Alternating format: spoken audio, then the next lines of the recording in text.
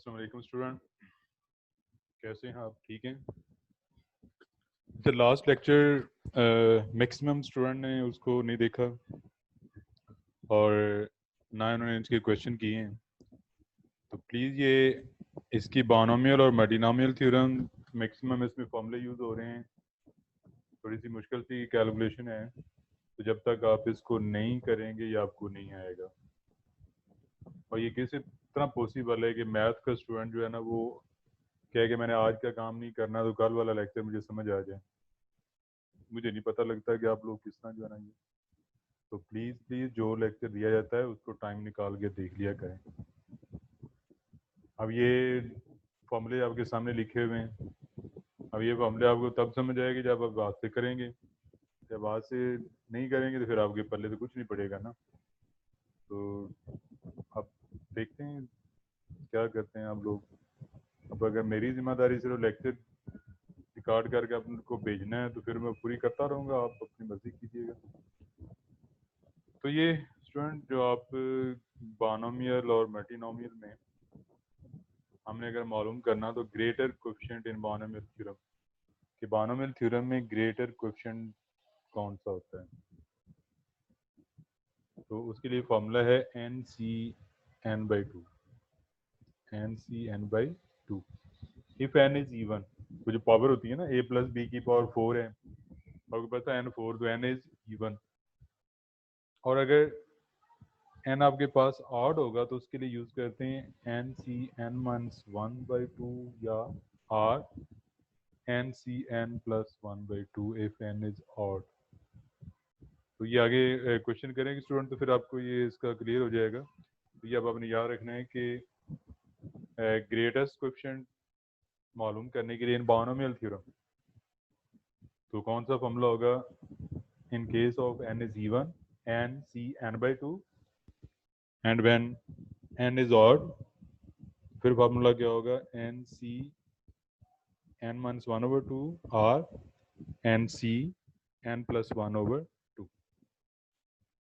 तो student next multinomial के लिए है, तो मल्टीनोमियल थ्योरम के लिए ये फॉर्मूला है NC, ये Q टाइम आ रहा है और इसको हम फैक्टोरियल की फॉर्म में लिखते हैं n factorial over Q factorial up to so on m time. तो क्योंकि Q factorial m time multiply हो रहा है स्टूडेंट, इसलिए वो हो जाता है Q फैक्टोरियल की पावर m। ये तो आपको पता है ना कि आप 2 को जब m टाइम मल्टीप्लाई करेंगे तो 2 की पावर m हो जाएगा। इसी तरह जब Q फैक्टोरियल को m टाइम मल्टीप्लाई करेंगे तो वो Q फैक्टोरियल की पावर m हो जाएगा। तो ये वाला फॉर्मूला आपने यूज करना है n factorial over Q factorial की पावर m। अब स्टूडेंट अब n क्या है, m क्या और q क्या है? तो n इंडेक्स ऑफ मल्टीनोमियल, ये जो पावर लिखी होती है ना a + b + c की पावर, वो आपके पास n होता है जिसको इंडेक्स ऑफ मल्टीनोमियल कहते हैं। और हम कहते हैं number of term in multinomial. m क्या होता है? Number of term in multinomial, कि मल्टीनोमियल में कितनी टर्म आ रही हैं। जिस तरह x + 3y + z की पावर 4 है तो 4 आपके पास n होगा, तो इसके अंदर 3 टर्में आ रही हैं तो m आपके पास 3 होगा। तो q क्या होता है? q be the quotient and r be the remainder. क्या आप जब n को m से डिवाइड करते हैं तो अगर वो पूरा पूरा डिवाइड हो जाए तो q is equal to n/m। तो n is divisible by m q निकालने के लिए। तो q क्या होता है? क्वोशंट होता है। और ये पूरा पूरा डिवाइड हो रहा है तो यहाँ पे रिमाइंडर जो है ना वो 0 आ रहा है। अगर स्टूडेंट वो पूरा पूरा डिवाइड नहीं होता फिर रिमाइंडर की कोई ना कोई वैल्यू होती है। तो ये अब आपने 2 पॉइंट ध्यान में रखें, जब ये इंडेक्स और मल्टीनोमियल को जब आप m नंबर ऑफ टर्म पे डिवाइड करें तो आपके पास q आता है। और अगर ये पूरा पूरा डिवाइड हो तो ये वाला फॉर्मूला यूज करते हैं n factorial over q factorial की पावर m। ये ऊपर वाला था बानोमियल के लिए, ये मल्टीनोमियल के लिए, ये वाले जो लिखे हुए ये मल्टीनोमियल के लिए। तो इनकी भी 2 कंडीशन है, जिस तरह इवन और ऑड की थी बानोमियल थ्योरम में, इस स्टूडेंट यहाँ पे भी 2 कंडीशन है कि अगर n को m से डिवाइड करें और वो पूरा पूरा डिवाइड हो जाए, जिसको हम q कहते हैं, तो फिर आपने ये वाला फॉर्मूला यूज़ करना है, n factorial over q factorial की पावर m। ये स्टूडेंट पावर आपको अगर डिस्टर्ब कर रही है तो इसको मैं पावर की फॉर्म में लिखता हूँ, लेकिन अब ये पंगा दरमियान में आ गया।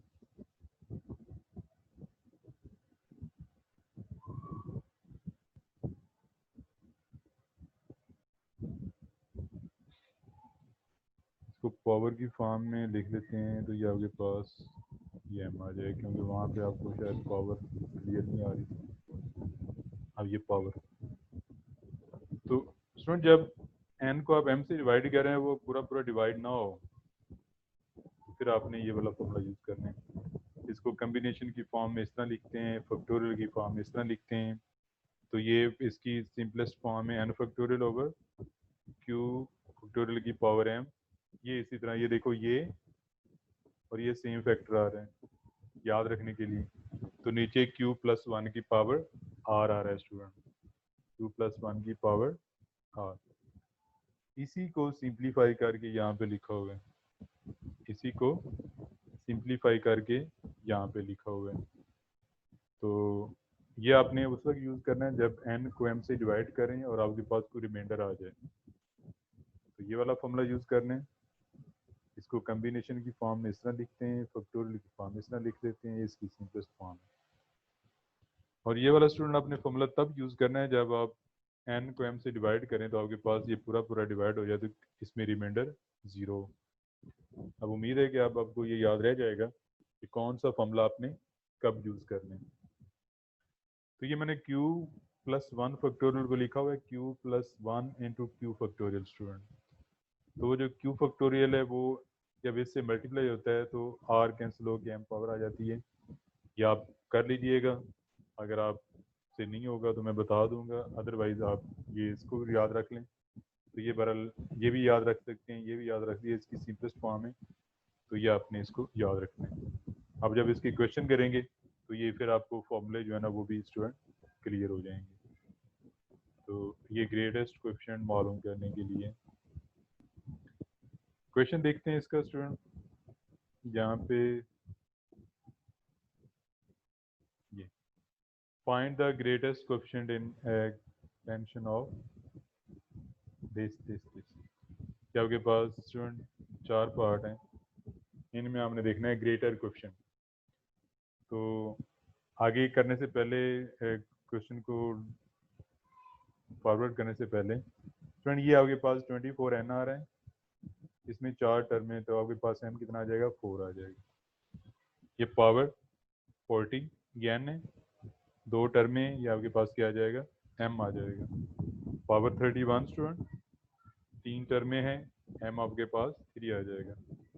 पावर 31 2 टर्म है, m आपके पास 2 आ जाएगा। अब आपको क्लियर हो गया कि n और m क्या होता है। अब आते हैं स्टूडेंट क्वेश्चन की तरफ। पहले पार्ट में n आपके पास 24 है इंडेक्स, और नंबर ऑफ टर्म आपके पास m 4 आ रहे हैं। तो जब आप डिवाइड करते हो अकॉर्डिंग टू दिस फार्मूला, तो मैंने आपको बताया हुआ है कि आप q किस तरह मालूम करते हैं, n ओवर m। तो देखें ये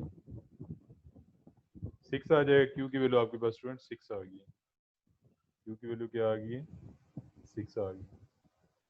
तो फॉर्मूला क्या था, एक तो आपने, अब आपकी मर्जी है, डायरेक्ट इसको इस फॉर्म में फॉर्मूले में लिख सकते हैं, ये वाला डायरेक्ट फॉर्मूला यूज कर सकते हैं स्टूडेंट। ये वाला जरूरी नहीं कि एक दफ़ा ये लिखें फिर ये लिखें फिर ये लिखें, यहाँ पे आप डायरेक्ट इसको यहाँ पे यूज कर सकते हैं। भाई आपको पता होना चाहिए कि इसको लिखते हैं किस तरह। इसको हम फैक्टोरियल की फॉर्म इस तरह लिखते हैं, और ये Q factorial m time multiply हो रहा है, तो इसलिए क्यू फैक्टोरियल की पावर m हो जाता है। तो ये आपको पता होना चाहिए। तो ये देखें 24 आपके पास n है, ये 24 फैक्टोरियल आ गया।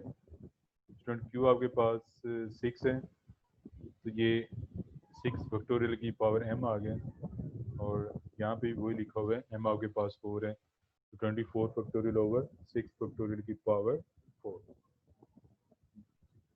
फॉर्मूला याद रखना है, बाकी ये सिंपल है, कितना कॉम्प्लिकेटेड नहीं है स्टूडेंट। इसको आपने आगे अब सॉल्व कर लेना है, ये हल कर लेना फैक्टोरियल इसके। नेक्स्ट सॉरी, आपके पास n आपके पास 40 है और दो टर्में आ रही हैं, m आपके पास 2 है, तो q क्या आ जाएगा 20। स्टूडेंट जब q 20 आपके पास आ जाएगा तो वही formula n factorial over q factorial की पावर m, ये लिखा हुआ है, उसको इस फॉर्म में लिखा हुआ है, आगे ये लिखा हुआ है। ये मैं वो बता रहा हूँ कि आप डायरेक्ट फॉर्मूला लिख के वैल्यू पुट कर सकते हैं। तो 40 फैक्टोरियल ओवर 20 फैक्टोरियल की पावर 2, क्योंकि ये फॉर्मूला है n factorial over q factorial की पावर। नेक्स्ट स्टूडेंट,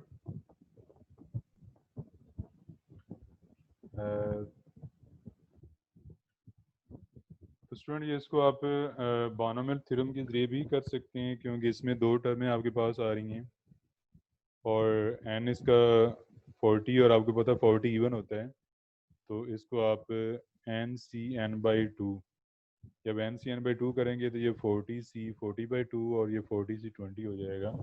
तो इस तरीके से भी जब इसको सॉल्व करेंगे तो वही जवाब आएगा जो आपने पीछे उस फॉर्मूले से किया है, क्योंकि ये आपके सामने स्टूडेंट इवन की फॉर्म में ये वाला फॉर्मूला है और ऑड के लिए ये वाला फॉर्मूला है, तो ये यूज़ करते हैं बानोमियल में, और बानोमियल की कंडीशन क्या, उसकी दो टर्में होती हैं। तो स्टूडेंट ये यहाँ पे भी आपके पास इस क्वेश्चन में दो टर्म है, एक ये टर्म है, एक ये टर्म है। तो दो टर्में, इनमें आप ये वाला फॉर्मूला भी यूज़ कर सकते हैं और बानोमियल थ्योरम वाला फॉर्मूला भी यूज़ कर सकते हैं। नेक्स्ट, ये स्टूडेंट इसमें नंबर ऑफ टर्म आपके पास 2 है और n इसका 30 है, और जब आप 2 पे डिवाइड करते हैं स्टूडेंट 31 को, तो ये पूरा पूरा डिवाइड नहीं होता, 31 is not divisible by m।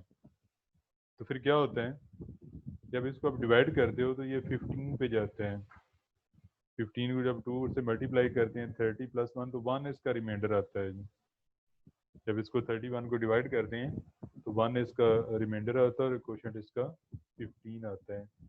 तो यहाँ पे ये पूरा पूरा तकसीम नहीं हो रहा है, इसमें रिमाइंडर आ रहा है। रिमाइंडर कितना आ रहा है, 1 आ रहा है। तो आर की वैल्यू 1 है और क्यू की वैल्यू यहाँ पे 15 है। तो स्टूडेंट ये वाला फॉर्मूला जब आपके पास ये n is not completely divisible by m, तो ये वाला formula n factorial over q factorial की पावर m और q प्लस 1 की पावर r, आप इसको इस फॉर्म में लिखें या इस फॉर्म में लिखें, उसकी सिंपलेस्ट फॉर्म ये वाली है। अब आपके पास n फैक्टोरियल यहाँ पे आ जाएगा, q यहाँ पे आ जाएगा और r यहाँ पे आ जाएगा। तो क्या था, q आपके पास 15, r की वैल्यू इसमें 1 और n आपके पास 31। तो ये डायरेक्ट ही आप स्टूडेंट यहाँ पे फॉर्मूले में वैल्यू पुट कर सकते हैं कि ये n फैक्टोरियल, ठीक है, और q फैक्टोरियल, और आगे जो है वो आपके पास q प्लस 1 की पावर r। तो ये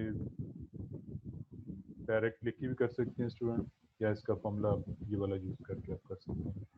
जस्ट इसमें आपने क्या करना है, आपने n की वैल्यू पुट करनी है, q की वैल्यू पुट करनी है और यहाँ पे आपने q की वैल्यू पुट करनी है। ठीक हो गई।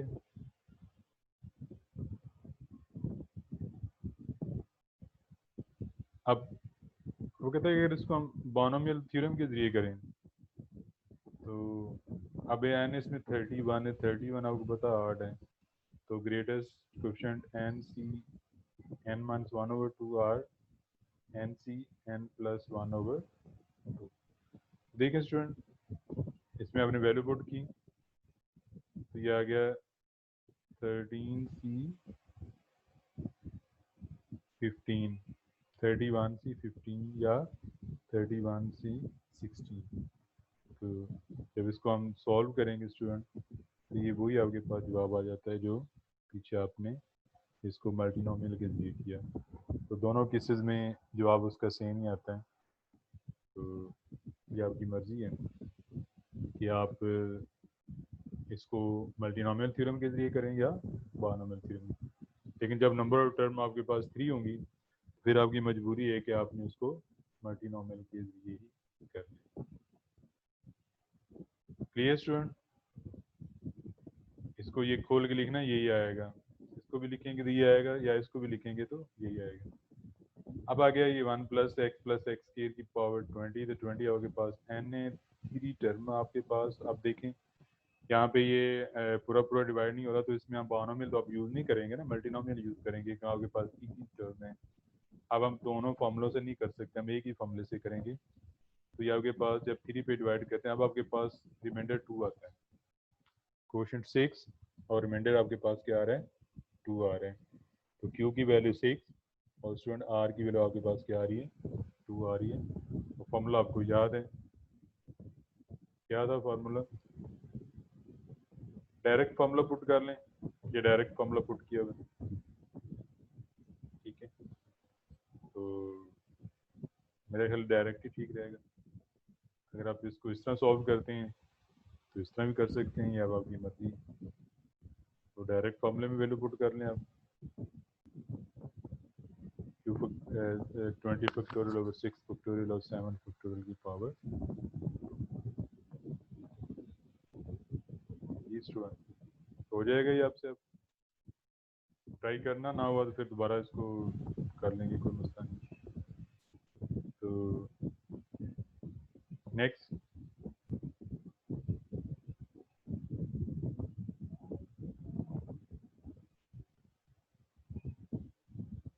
लेकिन ये अब स्टूडेंट 24 क्वेश्चन शुरू करने से पहले मेरा ख्याल है कि हम उन्हीं को करते हैं जो एक ही टाइप के सवाल हैं, ताकि आपको प्रॉब्लम ना हो।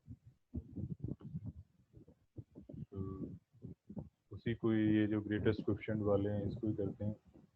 और बल्कि मैं लेक्चर भी आज का इतना ही रखता हूँ, क्योंकि आप लोगों ने लास्ट लेक्चर उसको किया हुआ नहीं है, तो इसी को रहने देते हैं। स्टूडेंट ये आज का जो हमारा टॉपिक है उसके लिए आपने ये फॉर्मूले याद रखने हैं। ये वाला क्वेश्चन ग्रेटेस्ट क्वेश्चन मालूम करना है बायनोमियल थ्योरम में और मल्टीनोमियल थ्योरम में। तो ये प्लीज़ आप इसको याद रखिएगा, तब आपके आएंगे कल क्वेश्चन होंगे इवन के लिए, ऑड के लिए, जब ये डिविजिबल कम्प्लीटली डिविजिबल हो, और जब ये इसका रिमाइंडर आए तो ये ग्रेटेस्ट क्वेश्चन मालूम करने के लिए इसका फॉर्मूला यूज़ करते हैं। तो ये कुछ मैंने आपको एग्जांपल इसकी करा दी। ये फॉर्मूला अब आपको क्लियर हो गया होगा कि आर इसमें क्या होता है, क्यू क्या होता है, एन क्या होता है, एम क्या होता है। तो उम्मीद है कि आप ये क्वेश्चन कर लेंगे, इनकी प्रैक्टिस करना इंशाल्लाह। फिर नेक्स्ट आगे तो ये आपके सामने स्टूडेंट नज़र आ रहा है आपको, ये इतने फार्मूले इसमें यूज़ हो रहे हैं, मैंने अलग लिखे हुए हैं। तो जब तक आपको ये फार्मूले नहीं आएंगे आपको ये चैप्टर नहीं आ सकता, ये आगे सारे जो हैं वो।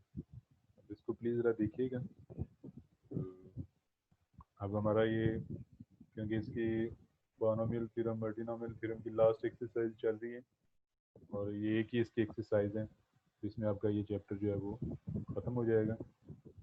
और आप कितनी प्रैक्टिस कर रहे हो ये आप बेहतर जानती हैं। थैंक यू, आज के लिए इतनी काफ़ी है। अल्लाह।